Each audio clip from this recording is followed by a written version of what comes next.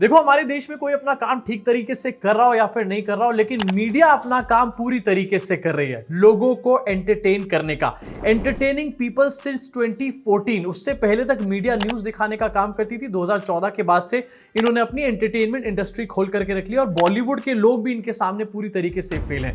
2 दिन पहले आईआईटी वाले बाबा की पिटाई हुई थी और पूरा प्लांटेड वे में सब कुछ किया गया था। न्यूज चैनल में आईआईटी बाबा को बुलाया गया, उनसे बातचीत करी गई, उसके बीच में ही और बाबाओं को यहां पर बुलाया गया जिन्होंने आईआईटी वाले बाबा को टारगेट करना शुरू कर दिया।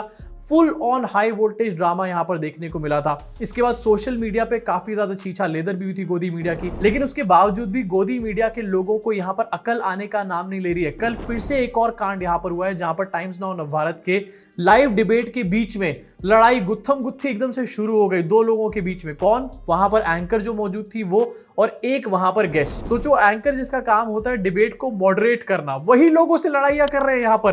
अबे भैया, अपनी जॉब को समझ लो, जॉब प्रोफाइल देख लो अपना एक बार फिर से।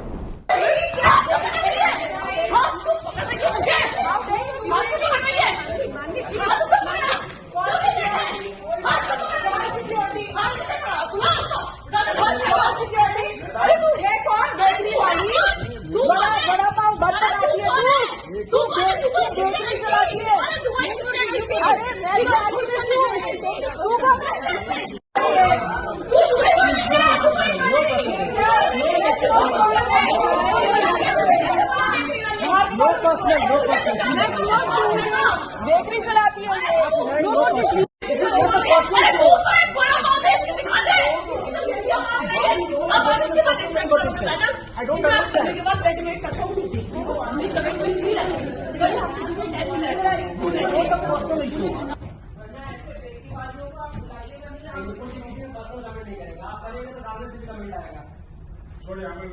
तू वड़ा पाव बेचने वाली, तू फलाना बेचने वाली, हाथ पैर एक दूसरे के ऊपर मार रहे हैं, एक दूसरे को धक्का मारा जा रहा है, सिक्योरिटी गार्ड्स को बुलाया जा रहा है। ऐसा लग रहा है यहाँ पर कोई न्यूज डिबेट नहीं चल रही है, बल्कि सास बहू का सीरियल चल रहा है। 2 लोगों के बीच में लड़ाई हो रही है। वाह, क्या मजेदार सीन है, देखकर पूरी तरीके से मजा आ गया। अबे न्यूज को छोड़ो यार, ये सब दिखाओ तुम पहले। अब इस वीडियो को देख करके जरा आप खुद ये बात बताओ कमेंट सेक्शन में, क्या इस न्यूज से हमारे देश का कहीं पर भी कोई भला हो सकता है? क्या सोसाइटी का कोई भला हो रहा है? क्या किसी रियल इशू के बारे में यहाँ पर बात करी जा रही है? किसी चीज के बारे में यहां पर बात नहीं करी जा रही। यहां पर सिर्फ मुर्गों को लड़ाया जा रहा है। कभी कभी मुर्गों के साथ रेफरी भी यहां पर लड़ने का काम कर रहे हैं। रेफरी रोक ही नहीं पा रहा अपने आप को। अब जैसे मैंने बताया, ये पूरा कांड है टाइम्स नाउ नवभारत का, जिसको कि नविका कुमार हेड करने का काम करती है। सोचो, नविका कुमार जो कि मोदी जी की इतनी खासम खास है, मोदी जी उनको इंटरव्यूज देते हैं और उनके चैनल के अंदर इस तरीके से घटिया हरकतें हो रही है। टीवी न्यूज और न्यूज डिबेट्स का काम यह होता है कि हमारे देश के अंदर की खबरों को निकाल कर आपके सामने लेकर आए, उन खबरों के ऊपर एक कोई वैल्यूएबल डिस्कशन करें जिससे कि जनता के बीच में एक मैसेज जाए, समझ में आए जनता को कि आखिरकार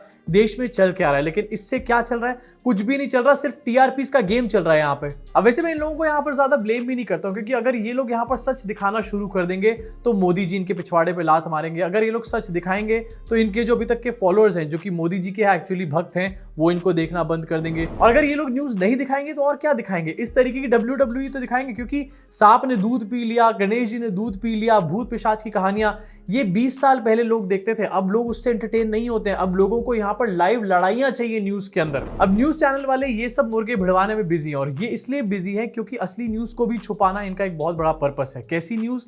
आपके सामने आपको दिखाना चाहता हूं। माधवीपुरी बुद्ध जो है, उनके ऊपर मुंबई की एक कोर्ट ने एफआईआर के आदेश दे दिए हैं। इसके अलावा 5 और लोग हैं जिनके ऊपर एफआईआर के आदेश दिए गए हैं। इन सब के ऊपर स्टॉक मार्केट में फ्रॉड करने के बहुत बड़े बड़े चार्जेस लगे हैं। माधवीपुरी बुद्ध का नाम आया था हिंडनबर्ग की रिपोर्ट में, और उसके बाद से बीजेपी और उनका पूरा आईटी सेल माधवीपुरी बुद्ध को यह दिखाने में लग गया था कि ये तो बहुत बड़ी राष्ट्रवादी है और जो भी इनसे सवाल पूछ रहे हैं वो सारे के सारे एंटी नेशनल है, उनको पाकिस्तान भेज दो। हिंडनबर्ग तो बहुत बड़ी कॉन्स्पिरेसी कर रहा है इंडिया के खिलाफ, इंडिया के अंदर दखल देने का काम कर रहा है। लेकिन आज ही जाकर पता चला कि बॉम्बे की एक कोर्ट भी ये कह रही है कि माधवीपुरी बुद्ध के ऊपर एफआईआर होनी चाहिए। अब बॉम्बे की कोर्ट को भी क्या पाकिस्तानी बुलाओगे यहाँ पे? ये पूरे मैटर की थोड़ी सी डिटेल आपको बता देना चाहता हूँ। माधवीपुरी बुद्ध के ऊपर इलीगल एक्टिविटीज और सेबी रेगुलेशंस का गलत इस्तेमाल करने के आरोप लगे हैं। कंप्लेंट में ये कहा गया है कि माधवीपुरी बुद्ध ने पावर्स का मिसयूज किया और कुछ फाइनेंशियल डिसीजंस ऐसे किए जो मार्केट के रूल्स के खिलाफ थे। अब ये जो पूरा केस है यहाँ पर एलिग्रो कैपिटल के डायरेक्टर शंकर शर्मा ने फाइल किया था। उनका कहना है कि बुच और सेबी के कुछ ऑफिशियल्स ने उनके खिलाफ केसेस बनाए और मार्केट में उनका नाम बिगाड़ने की कोशिश भी करी। अब यहाँ पर सिंपल सी बात और बीजेपी का लॉजिक अगर मैं यूज करूं तो ये निकल कर आता है कि अगर कोर्ट ने यहाँ पर एफआईआर के आदेश दिए हैं तो कुछ ना कुछ तो दाल में काला होगा ना। जिस टाइम पर कोर्ट, सीबीआई और ईडी कार्रवाई करता है किसी अपोजिशन के लीडर के ऊपर, यही दलील पेश करी जाती है। अब जब माधवीपुरी बुच के ऊपर एफआईआर के आदेश दिए गए हैं तो डेफिनेटली कुछ तो यहाँ पर दाल में काला किया ही होगा। एंड अगर माधवीपुरी बुच ने दाल में कुछ काला किया है, कुछ गड़बड़ यहाँ पर करी है, तो ये इंडिया के फाइनेंशियल सिस्टम को एक बहुत बड़ा झटका होगा, क्योंकि ये जो न्यूज है इससे ऑलरेडी अभी जो शेयर मार्केट है वो गिरना शुरू हो चुकी है। जिस टाइम पर मैं वीडियो रिकॉर्ड कर रहा हूं उस टाइम पर सेंसेक्स 350 पॉइंट्स गिर चुका और निफ्टी जो है 20,050 के भी नीचे आ चुका है। कोल इंडिया, रिलायंस इंडिया लिमिटेड और इंडसइंड यहाँ पर खून के आंसू बैठ करके रो रहे हैं और उससे भी ज्यादा बुरी हालत हो रही है यहाँ पर हमारे देश के इन्वेस्टर्स की। और करो मोदी जी के टिप का इंतजार यहाँ पर बैठ करके। अब सोचो यहाँ पर एक केस की बात हो रही है, कोर्ट ने ऑर्डर कर दिया है माधवीपुरी बुच के अगेंस्ट एफआईआर का और ये कहा जा रहा है कि माधवीपुरी बुच ने अपने पावर्स का गलत यूज किया है। अगर एक चीज के अंदर गलत यूज किया है एक कंपनी के खिलाफ उनको खराब करने के लिए, तो क्या किसी और चीज में यूज नहीं करा होगा? क्या माधवीपुरी बुच अपने पावर्स का मिसयूज अडानी के लिए नहीं कर सकती? यहाँ पर डेफिनेटली कर सकती है, कोई बच्चा भी इस बात को अग्री कर जाएगा। लेकिन उस टाइम पर ऐसे दिखाया जाता है कि नहीं भैया ये तो कुछ गलत कर ना सकती। इनफैक्ट आपको याद दिलाना चाहूंगा कि राहुल गांधी ने भी इस मैटर को उठाया था और उस टाइम पर भी भारतीय जनता पार्टी ने राहुल गांधी को चुप करने का काम किया था। राहुल गांधी ने कहा था कि माधवीपुरी बुच का जो मैटर है ये सिर्फ इनसाइडर ट्रेडिंग से जुड़ा हुआ नहीं है, बल्कि केस है डायरेक्ट कॉन्फ्लिक्ट ऑफ इंटरेस्ट का। राहुल गांधी ने ये बात बोली थी, लेकिन राहुल गांधी को तो एंटी नेशनल बोलते ही रहते हैं। इनफैक्ट आपको याद दिलाना चाहूंगा कि माधवीपुरी बुच के ऊपर जिस टाइम पर इल्जाम लगे थे उस टाइम पर यह भी कहा गया था कि अरे ये तो कुछ गलत कर नहीं सकती, इनको फाइनेंस मिनिस्टर से सर्टिफिकेट ऑफ अप्रिसिएशन मिला हुआ है। सर्टिफिकेट ऑफ अप्रिसिएशन, जिसको ये मिल जाता है वो कुछ गलत काम नहीं करता आदमी। अब ये जो एफआईआर के आदेश हुए हैं माधवीपुरी बुच के ऊपर, मुझे ये बहुत सिंपल मैटर यहाँ पर नहीं लग रहा, क्योंकि जो स्पेशल कोर्ट्स होती है ज्यादातर ये डीएम्स के अंदर होती हैं या फिर सरकार के जो अधिकारी होते हैं कई बार उनके अंडर भी होती हैं, वो भी इसमें इन्वॉल्व होते हैं। और अगर ऐसा कुछ हुआ है, मुंबई के किसी स्पेशल कोर्ट ने आदेश दिए हैं, तो इसमें वहां की सरकार का भी एक हाथ हो सकता है। अगर ऐसा है तो यहाँ पर एक बहुत बड़ा गेम चल रहा है जो कि आगे आने वाले टाइम में आपके सामने जरूर खुल जाएगा। इसके साथ एक सबसे बड़ा सवाल निकल कर ये खड़ा होता है कि अब आखिरकार ये एफआईआर के आदेश क्यों दिए गए हैं? जिस टाइम पर वो सीट पे बैठी हुई थी, जिस टाइम पर वो अपने पावर्स को मिसयूज कर रही थी, उनको उस टाइम पर आखिरकार क्यों नहीं पकड़ने के आदेश दिए गए? क्यों उनके ऊपर एफआईआर नहीं हुई? क्यों उनके ऊपर कोई कार्रवाई नहीं हुई? क्यों उनके ऊपर इन्वेस्टिगेशन नहीं हुई? अब ये आदेश दिए जा रहे हैं, अब आखिरकार क्या मिलने वाला है इन लोगों को यहाँ पे? इसी के साथ एक देखने वाला मैटर ये भी होगा कि स्पेशल कोर्ट ने तो यहाँ पर एफआईआर के आदेश दे दिए हैं, लेकिन क्या हायर कोर्ट्स में भी ये मैटर इस तरीके से चलेगा? इनफैक्ट ये जो एफआईआर के आदेश है इससे ये तो समझ में आता है कि माधवीपुरी बुच कुछ ना कुछ गलत कर रही थी, लेकिन ये भी समझ में आता है कि किस तरीके से बीजेपी और उनका आईटी सेल इस तरीके के गलत लोगों को बार बार बचाने का काम करता है और बार बार एक ही चीज को यूज किया जाता है कि ये तो देशभक्त हैं, राष्ट्रभक्त हैं और तुम एंटी नेशनल हो जो इनके ऊपर सवाल उठा रहे हो। वैसे इसके रिटेलिएशन में आपको दिखाना चाहता हूं, सेबी जो है इस पूरे कोर्ट ऑर्डर को चैलेंज करने का काम करेगा। माधवीपुरी बुच को बचाने की कोशिश करी जाएगी यहाँ पर, लेकिन वो सिर्फ इसलिए करी जाएगी क्योंकि अगर माधवीपुरी बुच फंसी तो सिर्फ वो अकेली नहीं फंसेंगी, और भी काफी सारे लोग यहाँ पर फंस सकते हैं। इसके साथ आगे बढ़ना चाहता हूँ, एक और ट्रेंडिंग न्यूज के बारे में बात करना चाहता हूँ। कोर्ट्स आजकल एकदम से बहुत ज्यादा एक्टिव हो चुकी है। दिल्ली की पटियाला हाउस कोर्ट ने एक्सेप्ट कर लिया है दिल्ली पुलिस की application to withdraw the prosecution of former JNU student leader Shehla Rashid in connection with 2019 sedition case, यानी कि शहला राशिद के ऊपर से अब सेडिशन का केस पूरी तरीके से खत्म कर दिया गया है। देखो यार, एक सेकंड के लिए भगवान की पूजा आप मान के चलो कि इसका आपको कोई फल ना मिले, ऐसा हो सकता है, लेकिन मोदी जी की पूजा का फल ना मिले ऐसा कभी नहीं हो सकता है। शहला राशिद रिसेंटली मोदी जी की पूजा करे चले जा रही थी और उसी का फल उनकी झोली में आकर गिर गया आज। अब लोगों की इसके ऊपर रिएक्शन क्या है ये मैं आपको दिखाऊंगा, लेकिन ये जो ट्वीट्स हैं जिनकी वजह से इनके ऊपर सेडिशन का केस हुआ था और अब इनको कह रहे हैं कि भाई कोई दिक्कत नहीं है, आप जाओ आराम से अपना गेम खेलो यहाँ पर, वो क्या ट्वीट्स थे आपको एक बार दिखाना चाहता हूं। दोनों ट्वीट हमारे आर्म फोर्सेस के ऊपर किए गए थे। एक ट्वीट में लिखा गया था कि arm forces are entering houses at night, picking up boys, ransacking houses, deliberately spilling ration on the floor, mixing oil with rice etcetera. एक और ट्वीट था, इन Shopian 4 men were called into the army camp and interrogated, tortured. A mic was kept close to them so that the entire area could hear them scream and be terrorized. This created an environment of fear in the entire area. इस तरीके के यहाँ पर इल्जाम लगाए गए थे arm forces के ऊपर एंड इसकी वजह से इनके ऊपर सेडिशन का केस हुआ था।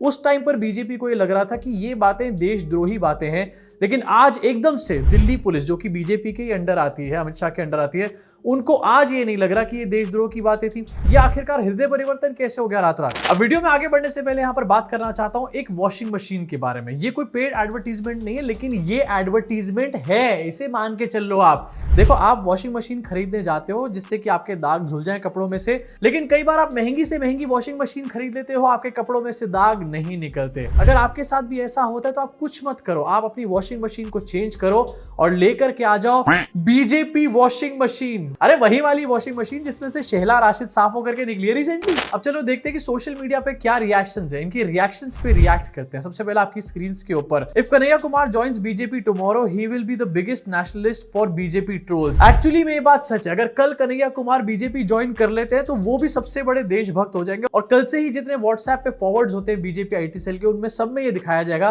कि कन्हैया कुमार ही तो है असली देशभक्त। एक और कमेंट आपकी स्क्रीन्स के ऊपर, taking a dip in Kumbh removes your sins, joining BJP removes all your crimes. Yes, जितने भी लोग कुंभ में जाकर के डुबकी मार करके आए, बेकार में तुम लोग गए, इतनी भीड़ में पैसे खर्च करके गए और वहां पर अपनी इतनी मुसीबत उठाई, कई लोग स्टैम्पीड में फंस भी गए। यहाँ पर कहीं जाने की जरूरत नहीं है, बीजेपी है ना, तुम्हारे सारे पाप धो करके रख देगी। गंगा मैया नहीं धो पाएगी जितने बीजेपी धो देगी। इसी के साथ एक और जनाब है, लिखते कि फॉर अनभक्ट्स and BJP every anti national and terrorist becomes nationalist after joining BJP. मतलब देश की आम जनता को भी यहाँ पर नजर आ रहा है कि बीजेपी किस तरीके का खुला खेल, नंगा खेल यहाँ पर कर रही है। पहले इन तरीके के केसेस को यूज किया जाता है लोगों को प्रेशराइज करने के लिए, जैसे ही वो लोग बीजेपी ज्वाइन करते हैं एकदम से वॉशिंग मशीन चल जाती है और सारे केस गायब हो जाते हैं। एक और जनाब है, लिखते हैं fully automatic plus front load plus washer plus dryer is equal to BJP washing machine. ये तो मैं बोलना भूल ही गया था यार। और अगर आपको लग रहा है कि बीजेपी वॉशिंग मशीन में एक बार में एक ही बंदा धुलता है तो ऐसा भी नहीं है। एक और न्यूज आपको दिखाता हूं आपकी स्क्रीन्स के ऊपर, ये भी कल की ही न्यूज है। Ahmedabad court allows withdrawal of sedition case against BJP MLA Hardik Patel. Hardik Patel पहले कांग्रेस में थे, उनके ऊपर भी सेडिशन का केस हुआ था, उसके बाद वो बीजेपी में आए और अब कोर्ट कह रहा है कि भैया कोई केस वेस नहीं है, जाओ तुम विड्रॉ कर लो, कोई दिक्कत नहीं है, यहाँ पर मजे मजे करो आराम से बैठ करके। अब देखो, पुलिस तो बीजेपी के तरीके से काम करती है और ये सेडिशन केस बीजेपी के हिसाब से बना करके डाले जाते हैं, ये समझ में आता है। लेकिन मुझे ये समझ नहीं आता कि ये कोर्ट्स आखिरकार एकदम से परमिशंस क्यों देना शुरू कर देते हैं, क्यों विड्रॉल की परमिशन दे दी जाती है एकदम से, जैसे ही ये बंदे बीजेपी में आना शुरू होते हैं। कोर्ट्स के ऊपर भी बहुत सारे सवाल खड़े हो रहे हैं यहाँ पर और एक डिस्कशन होना चाहिए हमारे देश के अंदर। लेकिन भाई डिस्कशन कौन करेगा भाई, डिस्कशन करने वाले लोग तो मुर्गे लड़वा रहे हैं यहाँ पे।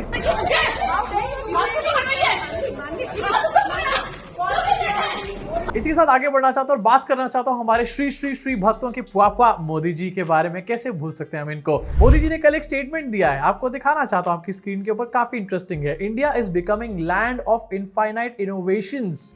लैंड ऑफ इनफाइनाइट इनोवेशंस, कौन सी इनोवेशन हो रही है यहाँ पर, नाली से गैस वाली? मोदी जी कह रहे हैं कि इंडिया में इनफाइनाइट इनोवेशंस होती है। मैं मोदी जी से पूछना चाहता हूँ, इनफाइनाइट तो छोड़ दो मोदी जी, आप एक काम करो, सिर्फ 4-5 गिनवा दो हमारे को यहाँ पर कि इस साल के अंदर 5 कौन सी इन्वेंशन हुई है या इनोवेशन हुई है इंडिया के अंदर, बताओ। वैसे यार तुम लोग भी ना बहुत नेगेटिव हो, हर चीज में नेगेटिविटी लेकर आते हो। हुई है, हमारे देश में इनोवेशन हुई है, मोदी जी ने इनोवेशन करी है, नाले में से गैस निकालने वाली इनोवेशन, उसके अलावा उस गैस से चाय बनाने वाली इनोवेशन भी मोदी जी ने करी है, क्लाउड्स का बेनिफिट लेने वाली इनोवेशन भी करी गई है हमारे देश के अंदर, और नॉन बायोलॉजिकल इनोवेशन, इसको तुम लोग कैसे भूल सकते हो? इतनी सारी इनोवेशन हो तो रही है।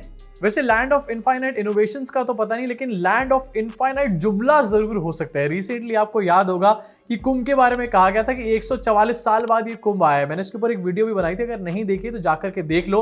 एंड बहुत जल्द मैं ऐसी और वीडियोस लेकर के आने वाला हूं। अगर आप मेरा चैनल ज्वाइन करोगे, मेंबर बनोगे, तो आपको वो वीडियोस देखने को मिल जाएंगी। इसी साथ आगे बढ़ना चाहता हूँ, बात करना चाहता हूँ बीजेपी आईटी सेल के बारे में। भाई सुबह हो या शाम हो, कोई न्यूज आ जाए नई से नई निकल के, लेकिन ये पुरानी न्यूज पे ही चिपके रहते हैं।